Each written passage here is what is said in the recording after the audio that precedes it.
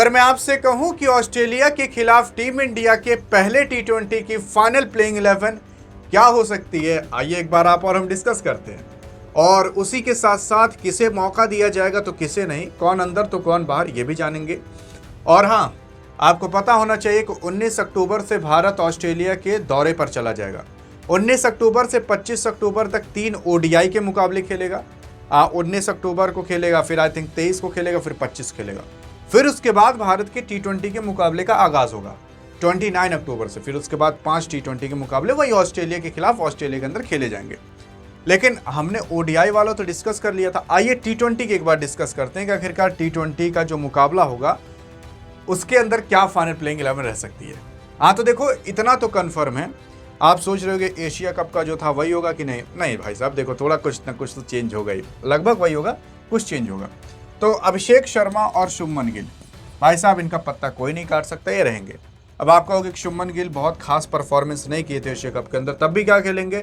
हाँ भाई साहब खेलेंगे, क्योंकि ये वाइस कैप्टन है टी20 के, ओडीआई के कैप्टन बन चुके हैं, टेस्ट के कैप्टन बन चुके हैं और टी20 के वाइस कैप्टन बन चुके हैं।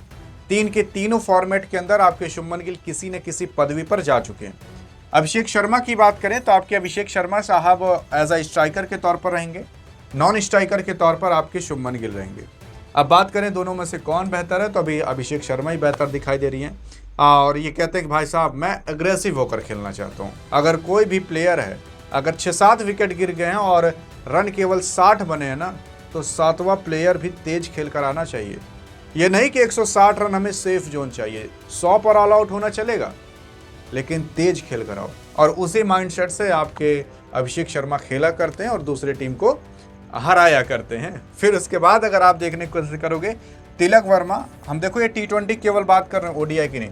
तिलक वर्मा भाई साहब जो कि तिलक लगा कर आए थे और आपकी पाकिस्तान की टीम को हराए थे, ये तिलक वर्मा आपके ऑस्ट्रेलिया के दौरे पर भी खेलेंगे और 100% खेलेंगे। फिर कप्तान साहब की बात करें तो सूर्य कुमार यादव, कप्तान साहब भाई, कप्तान साहब इनको तो रखना ही पड़ेगा। फिर Sanju Samson as a wicket keeper के तौर पर और एज अ बैट्समैन के तौर पर काम करेंगे। फिर उसके बाद आते हैं कोई और नहीं बल्कि आपके शिवम दुबे या वाशिंगटन सुंदर।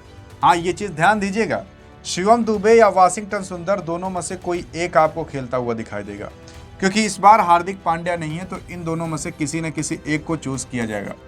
अब क्या पता शुरुआत में शिवम दुबे को ले लिया जाए, और शिवम दुबे जब लिए जाएं तो फिर उसके बाद मतलब अच्छा अगर परफॉर्मेंस करते हैं तो कंटिन्यू किया जाएगा, अच्छा परफॉर्मेंस नहीं करते तो तुरंत वाशिंगटन सुंदर को मौका दिया जाएगा।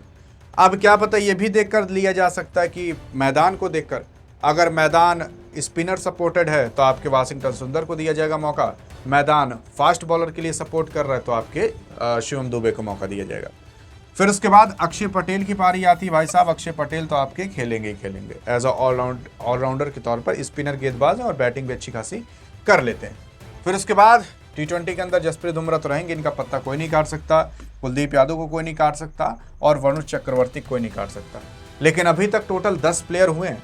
और हाँ, अगर आप 11 सोच रहे हो तो 11 मत सोचिएगा, दोनों में से कोई एक पिक किया जाएगा यहाँ पर। और हाँ, अगर आप देखोगे तो यहाँ अर्शदीप सिंह या हर्षित राणा में से किसी एक को लिया जा सकता है, क्योंकि हर्षित राणा भले ही हर्षदीप सिंह से अच्छी बॉलिंग ना कर पाए, लेकिन तब भी ये भाई साहब आपके 3 के तीनों फॉर्मेट में रहते हैं। भाई साहब ऐसा हर्षित राणा के अंदर क्या खास है जो वरुण चक्रवर्ती के अंदर नहीं है? ऐसा हर्षित राणा के अंदर क्या खास है जो आपके जसप्रीत बुमराह के नहीं है? ऐसा हर्षित राणा के अंदर क्या खास है जो आपके अर्शदीप सिंह के अंदर नहीं है? ऐसा हर्षित राणा के अंदर क्या खास है जो कुलदीप यादव के अंदर नहीं है? ये 4 के चारों प्लेयर की जो मैं बात कर रहा हूँ, इन 4 के चारों प्लेयर को तीनों फॉर्मेट में कभी नहीं खिलाया जाता। हाँ, कुलदीप यादव तो अभी हाल फिलहाल खेलने लगे, इससे पहले भी नहीं खिलाया जाता था। हर्षित राणा बिना कुछ उखाड़े ही इनको 3 के तीनों फॉर्मेट में लिया जा रहा है। अब देखो भाई साहब, टीम इंडिया है, लेकिन अगर कोई कमी है तो उस पर आपको हमें सवाल उठाना जरूरी है। हर्षित राणा को ही देखिएगा खास करके मौका दिया जाएगा, अर्शदीप सिंह को थोड़ा मुश्किल हो सकता है, लेकिन हाँ मजबूरी में अर्शदीप सिंह को लिया जाएगा, क्योंकि मजबूरी में जब बहुत ज़्यादा ज़रूरत पड़ेगी तभी।